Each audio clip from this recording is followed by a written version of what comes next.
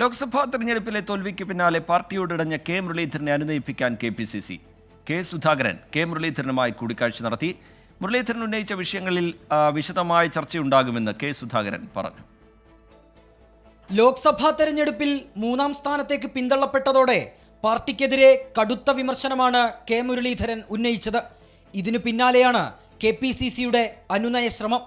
K മുരളീധരന്റെ കോഴിക്കോട്ടെ വീട്ടിലെത്തിയ KPCC അധ്യക്ഷൻ കെ സുധാകരൻ 1 മണിക്കൂറോളം കൂടിക്കാഴ്ച നടത്തി.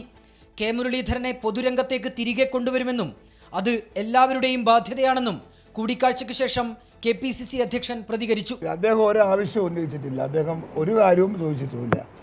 ഞാനായി അങ്ങോട്ട് സംസാരിച്ചു, നമ്മൾ അനുനയിപ്പിച്ചിട്ട് പോകണമെന്ന് പറഞ്ഞു, നമ്മൾ ഒരുമിച്ച് പോകണം. അദ്ദേഹത്തിൻ്റെ വികാരം പറഞ്ഞു, അത് സ്വാഭാവികമാണ്, അതൊക്കെ ഉൾക്കൊള്ളാനുള്ള മനസ്സൊക്കെ നമുക്കുണ്ട്. അതേസമയം KPCC അധ്യക്ഷ സ്ഥാനം ഉൾപ്പെടെ നൽകാൻ തയ്യാറെന്ന് കെ സുധാകരൻ കണ്ണൂരിൽ പറഞ്ഞു. ഏത് പോസ്റ്റ് കൊടുത്താലും മുരളിയ പോസ്റ്റ് ഭംഗിയായി കൊണ്ട് നടക്കും ഞങ്ങളുടെ വിശ്വാസമാണ്. അതും കൊടുക്കും വേണ്ടി വന്നാൽ ഒരു തർക്കവും ഇല്ല. എന്താ മുരളിക്ക് KPCC പ്രസിഡന്റ് ആയിക്കൂടെ? നേരത്തെ ആയിട്ടില്ലേ? കെ കരുണാകരന്റെ മകൻ ഏത് സ്ഥാനത്തിനും ഫിറ്റാണെന്നായിരുന്നു PK കുഞ്ഞാലിക്കുട്ടിയുടെ പ്രതികരണം. മുരളീധരൻ കരുണാകരന്റെ മകൻ എങ്ങോട്ടും ഫിറ്റാണ്, അതിന് കുഴപ്പമൊന്നുമില്ല. ഇപ്പോ തൃശ്ശൂർ ഒരു തോൽവിയുണ്ട് വന്നു എന്ന് വിചാരിച്ചത് വലിയ ഒരു സംഭവമൊന്നുമല്ല. ഒരു ഫൈറ്റർക്ക് ജയമുണ്ടാവും, തോൽവി കിട്ടും. MK രാഘവൻ മുരളീധരന്റെ വീട്ടിലെത്തി ചർച്ച നടത്തി.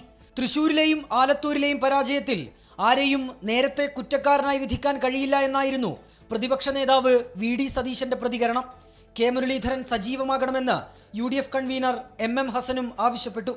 വയനാട് സീറ്റിൽ ഉപതെരഞ്ഞെടുപ്പുണ്ടായാൽ കെ മുരളീധരനെ മത്സരിപ്പിക്കുന്ന കാര്യം ഉൾപ്പെടെയാണ് പാർട്ടി ആലോചിക്കുന്നത്. 24 കോഴിക്കോട്.